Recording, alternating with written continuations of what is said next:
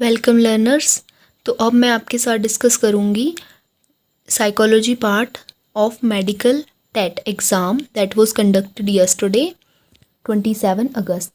तो पहला क्वेश्चन है, स्वयं के महत्व के बारे में हमारी अवधारणा क्या कहलाती है। Means what is our opinion for one self. So that is called self esteem या आत्मगौरव। फिर नेक्स्ट क्वेश्चन था आपके पास, what is the smallest unit of nervous system. सबसे छोटी यूनिट कौन सी होती है, that is neuron. And next question, which one of the correct stage for industry versus inferiority in Erikson psychology theory. तो इसमें आपके पास करेक्ट ऑप्शन है 6 से 12 ईयर्स तक, ठीक है। और जो इसकी दूसरी स्टेजेस हैं, 4 स्टेजेस मेनली होती हैं इसमें। इंटरेक्टिव या इनिशिएटिव वर्सेस गिल्ट, बच्चे में कब इनिशिएट लेना आता है और कब वो अपनी गलती को समझने लगता है, वो समझने लगता है 3 से 6 ईयर या 3 to 5 ईयर्स। एंड इसमें ही एक स्टेज होती है identity versus role. Identity versus role, जब वो अपने आप को पहचानने लगता है, जब उसको लगता है कि हाँ मुझे अपने लिए एक सेपरेट जो है उसकी पहचान है उसमें, और वो कंफ्यूज रहता है। Role confusion means he want to become this, he want to become that, and it is adolescence period, ठीक है, 12 to 18 years. And first stage होती है that is autonomy versus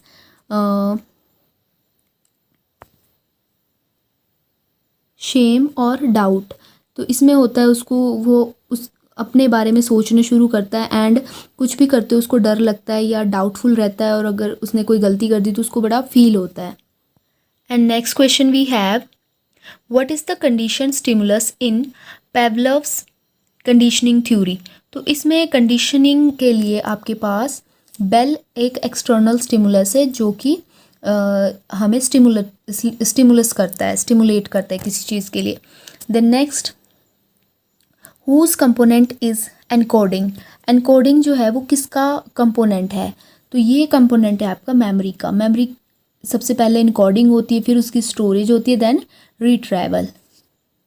and sometime this is also asked what is encoding. तो encoding होता है process of turning thoughts into words, मतलब action में कैसे लाना है थॉट्स को।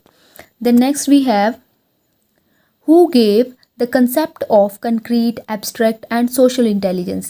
So it was given by Thorndike and he is American psychologist.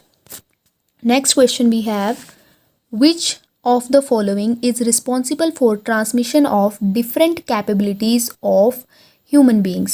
So capabilities हम ट्रांसफ़र नहीं कर सकते किसी को जेनेटिकली या जीन के थ्रू, क्रोमोसोमल कोई फैक्टर नहीं होता उसका, दैट इज़ ट्रांसमिटेड।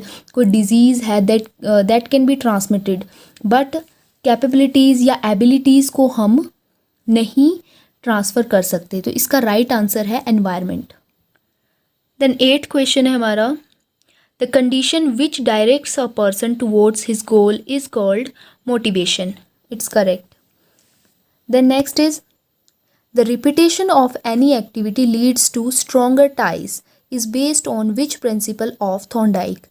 तो ये लॉ ऑफ इफेक्ट है, ये बहुत ही इम्पॉर्टेंट भी है एंड आपको ये पता भी होना चाहिए। फिर हमारा क्वेश्चन नंबर 10 है the quality and ability of perceiving, understanding and differentiating the feelings and emotion of one self and other is called emotional intelligence. And next is, who said language depends upon thinking. तो ये कहा था पियाजे ने। यहाँ पे बहुत सारी conflict है या फिर आप मिसअंडरस्टैंडिंग कर सकते हो, तो इसलिए यहाँ पे 3 मेन जो हमारे साइकोलॉजिस्ट थे उन्होंने मत दिए हैं अपने अपने।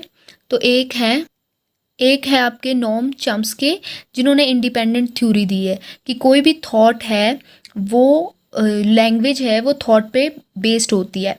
सिमिलरली एक और वाइट्सके ने दिया था, वो दिया था भाषा और विचार प्रारंभ में 2 भिन्न गतिविधियां हैं, मतलब वो अलग अलग हैं। Then we have next question, in which of the following stages children become active member of their peer group. तो ये बनते हैं अपने एक्टिव ग्रुप एडोलेसेंस में, क्योंकि तब वो फैमिली से ज़्यादा दूसरों को प्रेफरेंस करना शुरू कर देते, वो फ्रेंड सर्कल को ज़्यादा इंपॉर्टेंस देते हैं instead of family. Next question we have, the process by which the solution of a problem suddenly becomes clear is called alpha experience या अल्फा मोमेंट बोलते हैं, और इसका दूसरा नाम है यूरेका. तो sometimes this can also be given. Then next, प्रेरणा की आवश्यकताओं का अनुक्रम सिद्धांत किसका है? तो ये है A.H. Maslow. Then next we have, पीयूष ग्रंथि को जाना जाता है दूसरे नाम से, that is master gland. Pituitary gland is also known as master gland.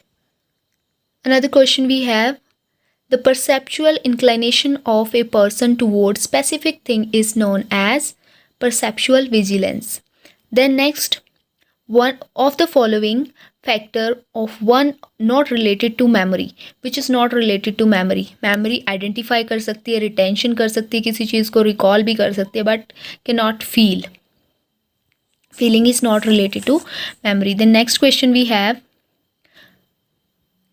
which intelligence theory supports the general intelligence G as well as specific intelligence S?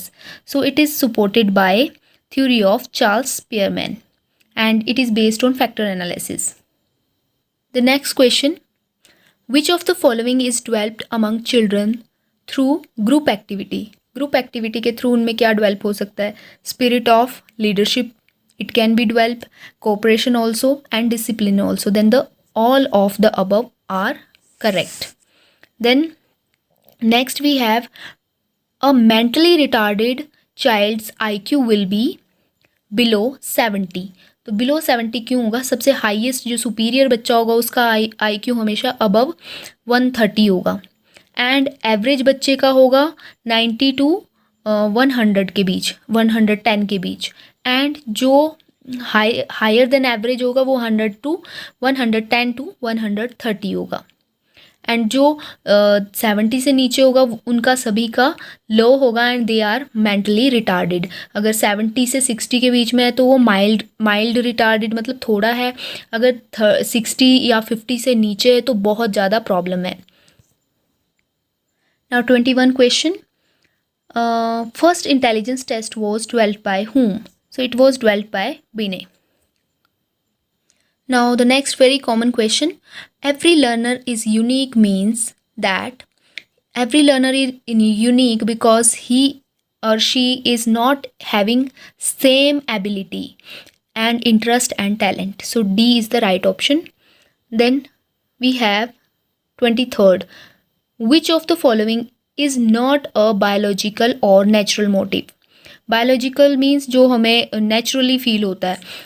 Hunger is also natural, thirst is also natural, sleep is also natural, but not a habit. Habit we developed. So next question.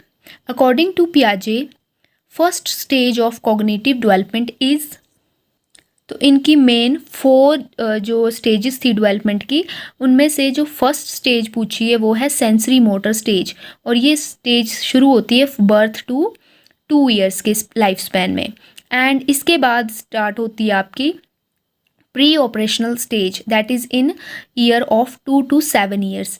फिर उसके बाद start होती है आपकी concrete operational stage, that is from 7 to 11 years, और इसके बाद formal operation stage होती है above 12.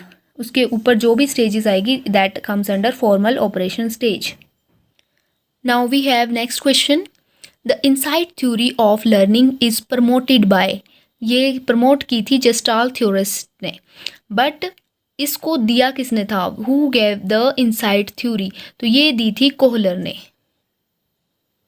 Next we have, learning disability related to mathematics is called dyscalculia, and sometimes dyslexia, dysgraphia and dyspraxia is also asked.